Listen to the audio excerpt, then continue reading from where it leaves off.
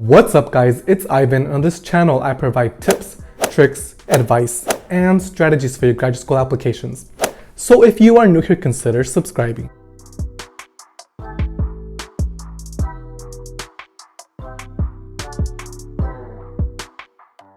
In today's video, I wanted to share with you some tips and strategies to help you negotiate your graduate school funding. The first tip that I have for you is to take initiative. This could be the most uncomfortable part of the process because no one really likes to ask for money, right? Especially when you've been admitted to a program that might be your dream school, you are grateful that you got accepted. However, sometimes financial aid packages don't reflect your experiences, your abilities, and therefore you might not be able to attend that graduate school because you cannot afford to pay for it. So you want to take initiative and begin those conversations early. That way you're able to negotiate your funding so you can receive either more fellowships, more assistantships, maybe even scholarships or need-based or merit-based scholarships that the institution and department might offer to you. But the first step in doing so is to initiate that conversation. You can initiate this conversation via two ways, either in an email to the department director or the department program head, whoever that is, or you can also ask your advisor, your research advisor. So usually as a PhD student and even as a master's student, you are paired up with a faculty member who's going to guide you through your graduate program. And so you might want to ask them via an email if they can set up an appointment with you and you can discuss your graduate funding with them, and they can help you determine how to negotiate that or how to ask, or maybe if they have funding themselves that they can provide for your funding package. So you want to make sure that you ask multiple people in your department and even at the graduate division if they can support you with more funding. But the first step is to take initiative and make that ask. The next tip that I have for you is to ask nicely. A lot of these departments, a lot of these programs operate on a yearly budget, and these budgets vary from program to program. So you never really know how much a program can invest in their students. And maybe that's why your graduate school funding was designed in a certain way because of their operating budget for that year or maybe for a couple of years. I'm not exactly sure how budgets work in terms of funding students, but I know that they do operate on a constrained budget, which they talk about and confirm prior to accepting students. So this budget, could be constrained for multiple reasons, and that's why they're not offering fully funded packages, for example, to certain PhD or master's programs. So you have to take that into consideration. So you want to make sure you ask nicely when you are trying to negotiate your funding, because you never know what that program, what type of financial situation they're in. There's different factors that are taken into consideration when they are designing their operating budget for that year. So when you're making your ask, you want to make sure that you do a couple of things. You want to make sure that you are concrete with your ask. So if you are asking for maybe tuition remission, which means that they'll pay for your full tuition costs, then you want to make sure that you put that in the email. So maybe something like, I am seeking tuition remission, or my tuition to be paid for this academic year. What are some resources I could tap into to make sure that I do this? And then you want to even go further and say, does the department have enough funding to support me with tuition remission or tuition costs? And whatever your ask is, make sure it's specific and detailed. So you want to make sure that you ask for either you want your living expenses paid for, maybe you want support with your tuition, maybe you want support with travel for conferences. Whatever the ask is, make sure it's specific and detailed. If you want the program to match another offer from a different institution, then you want to make sure you have evidence to support that ask. So if you got accepted into another program that was fully funded and you want your dream school to match that fully funded package, then you want to make sure that you have the funding package award letter that you can present to the school you want to potentially attend.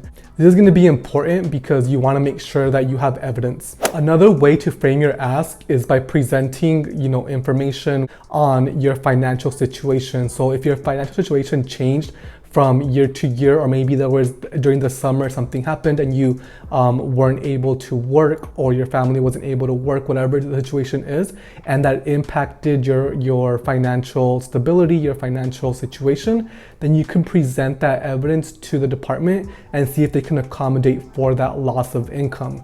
So you want to make sure that you present and frame your ask in a way that showcases evidence and why you're seeking negotiating of a funding or why you want more funding for graduate school. Another situation in which you might be able to frame your ask could be if you're taking a pay cut from your job that you're quitting to join graduate school. Maybe you made, let's say, $100,000 before you attended graduate school, and obviously in graduate school you don't get paid that much money and you need more money to support your family. For example, maybe you have kids, or maybe you take care of other people in your household, and so you want to make sure that you provide that evidence saying, like, here's how much money I made in my previous job, I'm supporting 6 people in my household, and I know that a graduate school funding package is not suitable to be able to accommodate to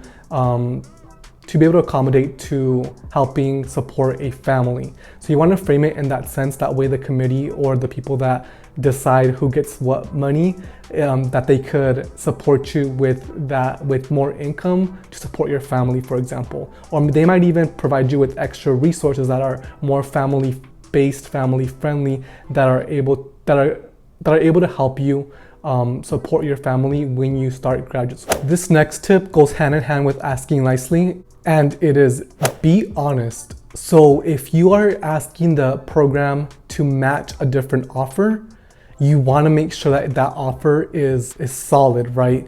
So you want to make sure you have documentation. You want to make sure that you have the funding package broken down and sent to you via an email. That way, if the program that you want to negotiate with is asking for documentation, you already have that in hand.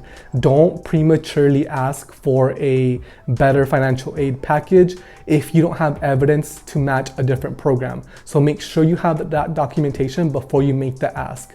And you want to be honest, don't stretch the truth. So if a program did not offer you a fully funded package and then you're asking another program to match that offer, which is fully funded, and it's not, and they ask you for evidence, that's not going to be a good look for you in terms of getting more money for your funding package. The next tip that I have for you is to ask all of the offices in your department. I briefly alluded to this in the previous tip that I gave, but you never know where funding or resources might come from. So like I mentioned earlier, maybe your advisor or your potential research advisor or PhD advisor or master advisor, maybe they have some incoming grants that are going to be able to support their research projects, which maybe you can hop on and gain a living stipend, potentially tuition remission, but you don't know if you don't ask. So one of the tips that I have for you is to ask your potential advisor if there's any opportunities to work on their research that are paid that can potentially support you with tuition remission. Then you want to ask other departments within or other offices within your department. If there's a head office that works solely with scholarships, fellowships, assistantships, whatever it is, then you want to ask there, what are some opportunities that are opened for current master students or prospective masters or PhD students that I can potentially apply to. And then they can give you a list both in the department, but also maybe even in the college or university. So you want to ask multiple people, even different faculty, what type of resources that are available that you can potentially jump on and work for that are going to help you with the living stipend and maybe even tuition remission. Some other offices you can ask are like research centers on the campus.